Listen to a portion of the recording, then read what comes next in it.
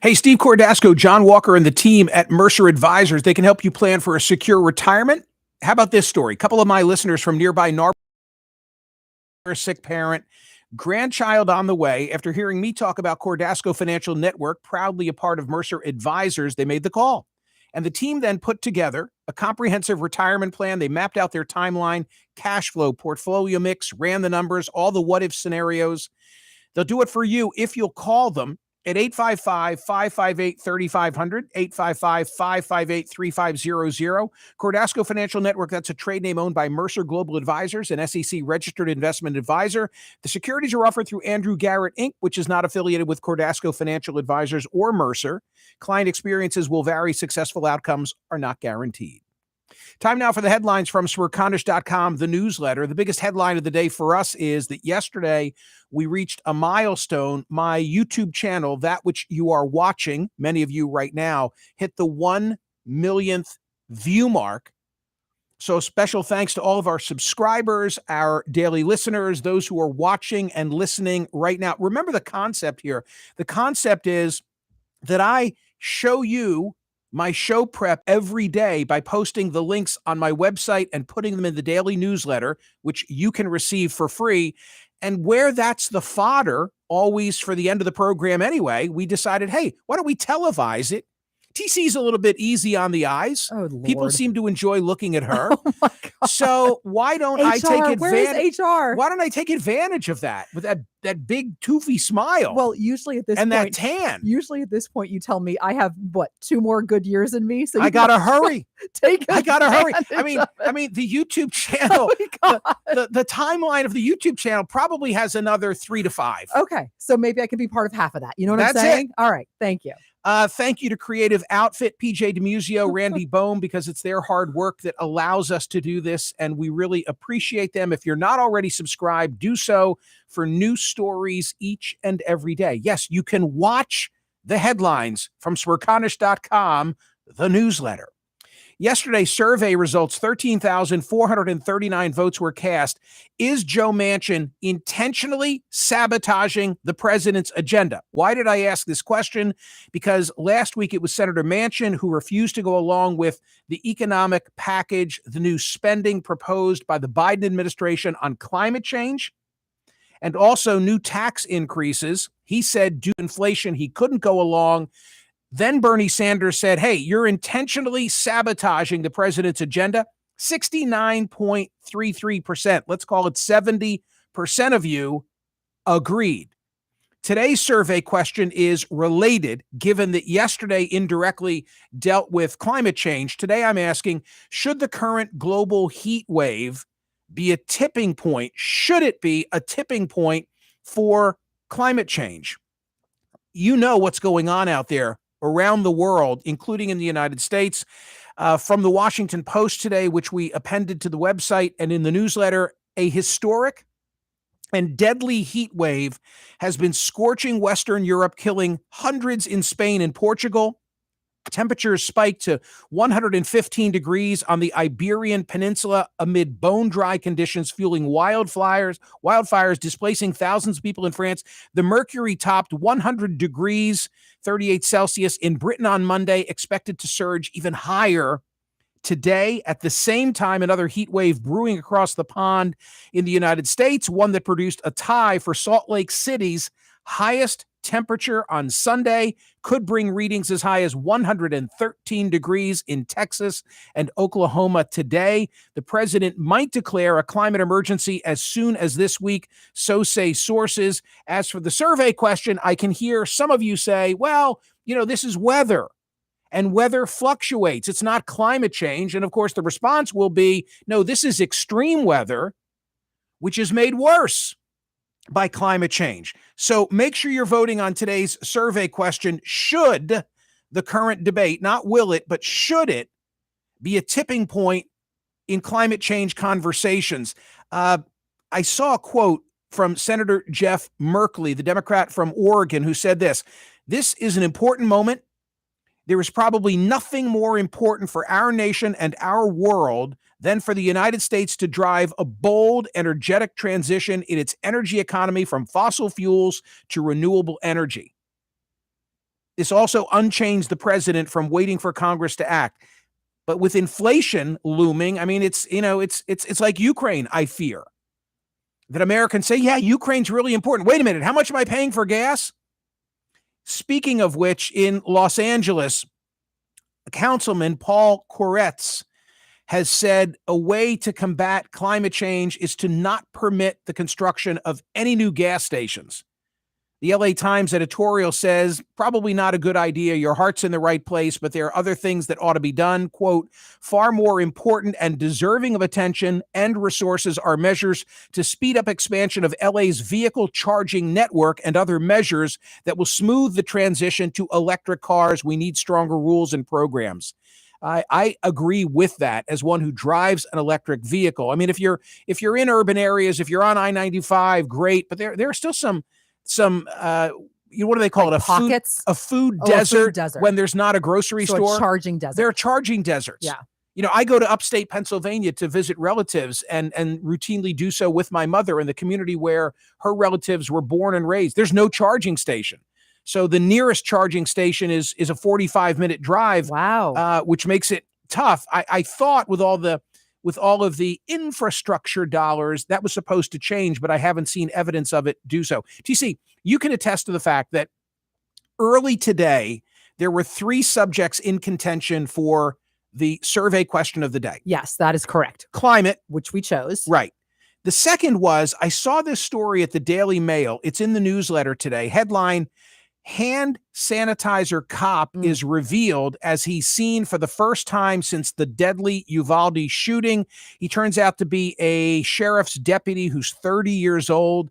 He's the guy who went to the hand sanitizer, and people have made a big deal about him in that hour and 20-minute or so long video. He was captured with his family coming out of church and going to Dairy Queen. Well, I have to say that detail stuck with me because, of course, I want him to be with his wife and 2 children. Of course I do. But what's just devastating is that there are so many families in Uvalde who are not. So that detail from the story is the one that somehow just, I don't know what the question is. The question was that we kicked around was, should they be identified? All of them? All 300 and whatever? 76. All 376. Or at least the ones that you see in the hallway. I mean, should we know their names? Now, we didn't do it, but the story is posted. People in Uvalde know their names. Certainly they do. Yeah, they certainly do. But this is the first. I mean, there's also a cop whose name I should be identifying, but I don't have it in front of me, who is on video saying, we got to go in there, we got to go in there, we got to go in there. The point is, there are 376 stories I'm still eager to hear. I want to hear the stories of all of those cops, including the hand sanitizer guy. I'd be thrilled to interview him here on POTUS or on CNN. Right. Okay, 376 good guys with guns in Uvalde, but you know the outcome. 19 kids, 2 teachers. How about what went on in Indy? I am in awe of this 22-year-old. Elijah Dickin is his name. The poise and the courage that he showed in the food court of a mall, saving lives. He engaged the shooter. By the way, think about this. He's 22. The shooter was 20. Within 2 minutes, Elijah Dickin was able to take him.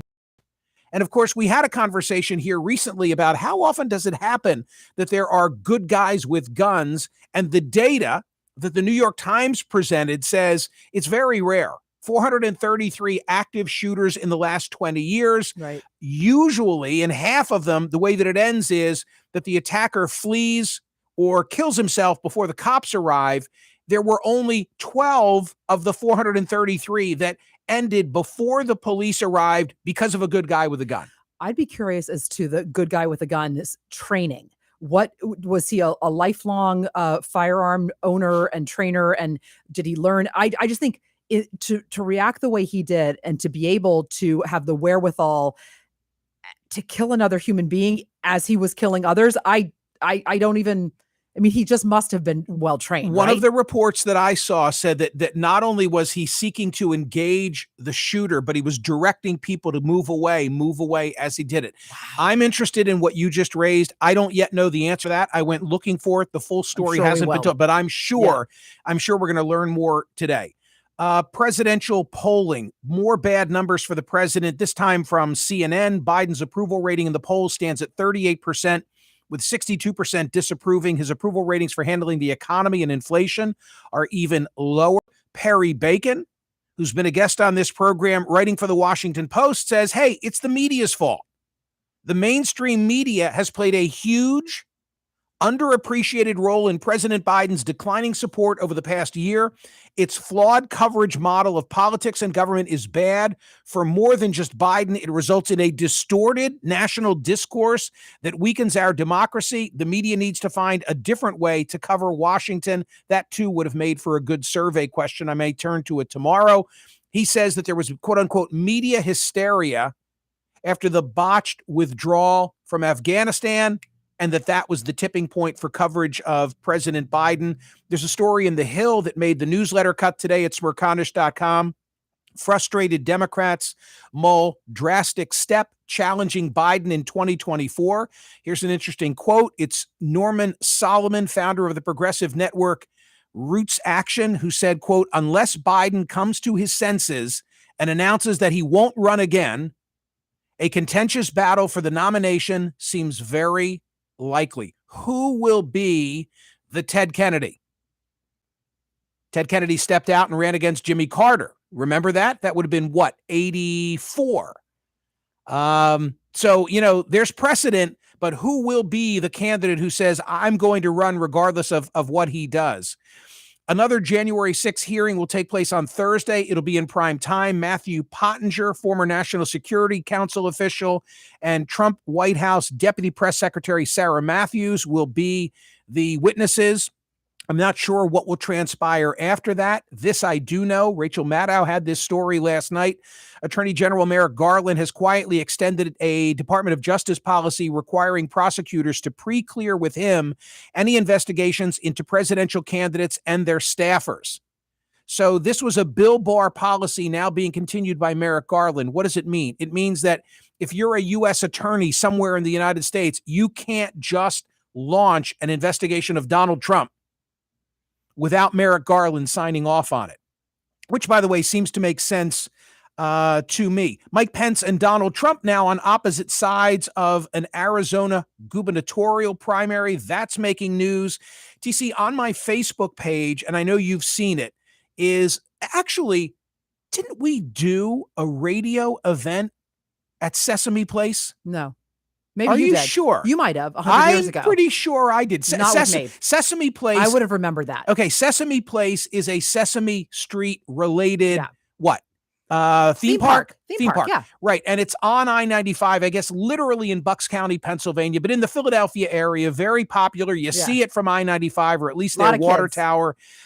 So there's a 9-second clip of video that was posted on Instagram by a woman who identified herself as the mother of 2 girls. And one of the characters, after high-fiving others in the park, avoids these 2 girls, as I say, African-American young girls, raising questions as to bias and racism. Did you Zapruder the tape? Did you watch it? So I read, yes, I watched the tape, and then I also read what their original explanation is, because what they're saying is this was complete misunderstanding, and they're mortified, and that there was someone else in the crowd that behind the girls that had asked the character, dressed up character like a mascot, to hold their baby so they could take a picture, and evidently that's not allowed. And so what the character was saying was, no, who was the character, like Rosita was not, like waving them off, not the little girls. I don't know what the story is. The fact that now they're saying this was a misunderstanding and we're going to do bias training means that maybe there is an issue, because why would they say they're doing bias training if they didn't need bias training? It's interesting that you say that, because they realized they were getting hosed and nobody was accepting the explanation. So therefore, plan B Right. Hello, Lanny Davis. Right. Hello, Larry Seisler. Right. Give me a crisis management person. I think they then moved to okay, we're going to engage in training. I have to say the faces of those little girls, they're just so crestfallen. Is like, oh my gosh. Yeah. No. However it happened, it's unfortunate. Yeah. That is the point. Right. Two more, if I may. Yet another potential survey question. Interesting issue that now is playing out in schools across the country, or did up until summer break began. What happens when you have a gender transition being requested by a student and the parents are out of the loop? In other words, maybe the pronouns require a particular student of a teacher. At home, they're not aware that such a request has been made. Is there any obligation on the part of the school to notify the families? That is a contentious subject now playing itself out. Critics argue they've got no business cutting families out of a critical part of children's lives. The practice has prompted lawsuits in Massachusetts, Florida, Wisconsin, Kansas, Virginia, and Maryland. And finally, TC, Elon Musk needs some raise. Wow. Like, he is a big beached whale, and I'm not talking about his shape or six pack or lack thereof. It's just like, he is really white belly. He is so. You got to see the picture from page 6 at Smerconish.com. He is so stunningly pale, and it did not help that the couple he was with, the LA power couple, are tan are both and beautiful. Just like perfect, right? But it is just. And by the way, he's out there and loving it, which I have to give him. Yeah. I'm like, you know what? You go, like, good job.